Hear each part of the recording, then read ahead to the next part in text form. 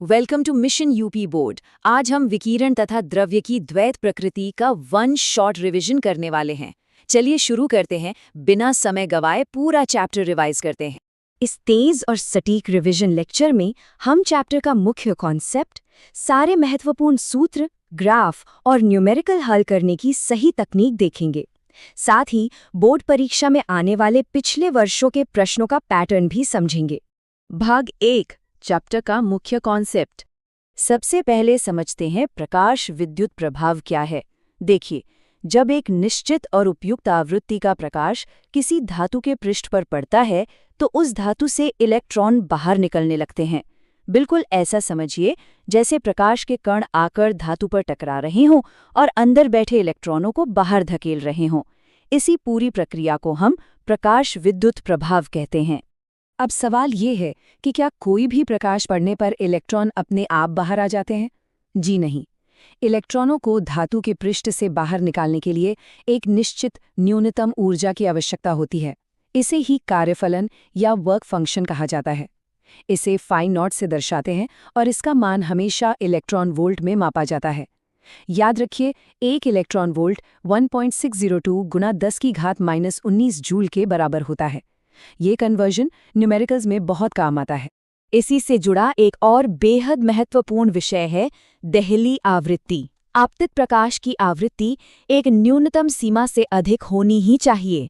यदि आवृत्ति इस न्यूनतम सीमा यानी देहली आवृत्ति से कम है तो आप चाहे प्रकाश की तीव्रता कितनी भी बढ़ा लें, कोई भी इलेक्ट्रॉन बाहर नहीं निकलेगा। कोई प्रकाश विद्युत उत्सर्जन संभव ही नहीं है। भाग 2, महत्वपूर्ण सूत्र और परिभाषाएं। अब कुछ महत्वपूर्ण सूत्र देख लेते हैं। सबसे पहले निरोधी विभव, जिसे स्टॉपिंग पोटेंशियल भी कहते हैं।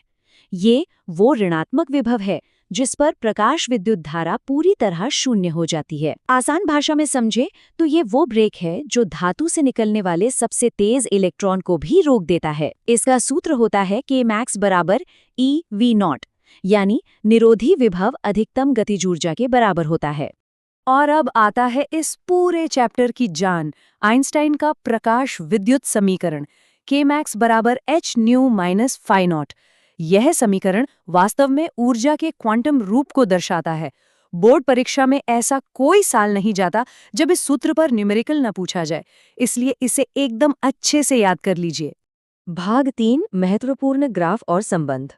इस संबंध को ध्यान से समझिए क्योंकि यहाँ से सीधे ऑब्जेक्टिव प्रश्न बनते हैं। पहला पॉइंट, प्रकाश की तीव्रता प्रकाश विद्युत धारा के अनुक्रमानुपाती होती है, यानी तीव्रता बढ़ाएंगे तो धारा भी बढ़ेगी। दूसरा, आपतित प्रकाश की आवृत्ति निरोधी विभव के साथ रैखिक रूप से बढ़ती है। और तीसरा, सबसे महत्वपूर्ण पॉइंट, प्रकाश की तीव्रता का निरोधी विभव पर कोई प्रभाव नहीं पड़ता, ये बिल्कुल स्वतंत्र होता है। एक बहुत ही दिलचस्प थ्योरी प्रश्न अक्सर पूछा जाता है कि प्रकाश का पुराना तरंग सिद्धांत आखिर फेल क्यों हो गया। देखिए, तरंग सिद्धांत के अनुसार तो इलेक्ट्रॉनों को ऊर्जा सोखने और बाहर निकलने में घंटों का समय लगना चाहिए था, लेकिन प्रायोगिक सत्य क्या निकला?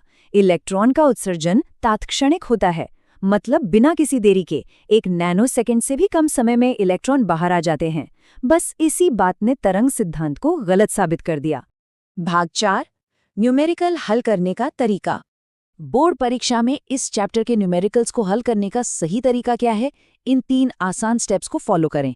सबसे पहले प्रश्न को ध्यान से पढ़ें और सही सूत्र पहचानें, जैसे कि आइंस्टीन का समीकरण। दूसरा स्टेप, दिए गए मान और उनकी यूनिट्स को सही रूप में लिखें। यहीं पर अधिकतर छात्र गलती करते हैं, इसलिए इलेक्ट्रॉन वोल्ट को जूल में बदलने वाले नियम का विशेष ध्यान रखें। और अंत में स्टेप बाय स्टेप अपना गणितीय हल पूरा करें।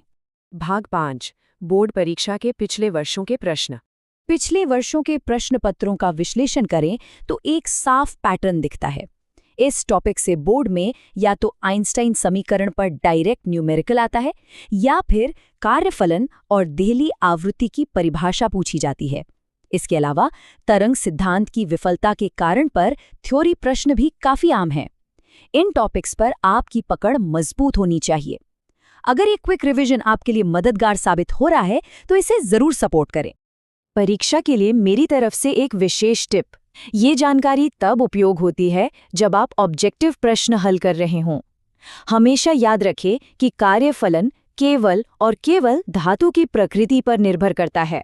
बाहर से आने वाले प्रकाश की तीव्रता या आवृत्ति कितनी भी बदल जाए, उस धातु का कार्यफलन नहीं बदलता। इसे अपने दिमाग में अच्छी तरह बैठा लीजिए। तो इस चैप्टर के सभी महत्वपूर्ण कॉन्सेप्ट्स और पॉइंट्स हमने जल्दी से रिवाइज कर लिए। आज हमने विकर्ण तथा द्रव्य की द्वैत प्रकृति का पूरा रिवीजन कर लिया है। आपका मुख्य फोकस आइंस्टाइन के सूत्र और यूनिट्स के सही उपयोग पर होना चाहिए। लेकिन जाते जाते एक सवाल छोड़कर जा रही हूँ। यदि प्रकाश तरंग और कण दोनों की तरह व्यवहार कर सकता है, तो क्या हमारे आसपास का ठोस द्रव्य, जैसे कि आप और मैं, भी किसी अदृश्य तरंग के रूप में मौजूद हो सकते हैं? सोचिएगा जरूर। All the best for your exams.